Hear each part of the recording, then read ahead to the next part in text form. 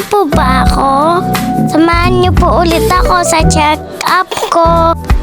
So guys, maaga nga po ako gumising dyan. Hinihintay po namin ang ambulansya sa 7-Eleven. So guys, dumating na nga po yung ambulansya namin. So sumakay na kami. Kasakay na nga po pala kami dyan guys. Alas 5 po ito ng umaga. Madaling pa nga po dyan guys. Antok na antok nga din po ako. Tulog nga po ako sa ambulansya eh. Eto po guys, papasok na po kami sa ospital. Ito nga po pala, sinakyan namin ang ambulansya. Tara guys, samahan niyo po ako sa loob.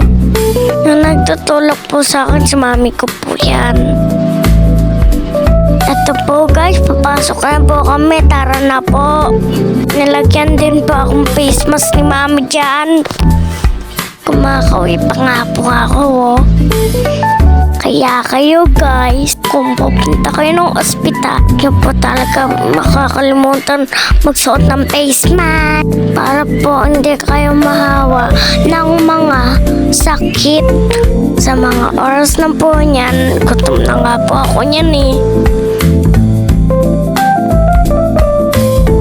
Ito po guys, nakapasok na po kami.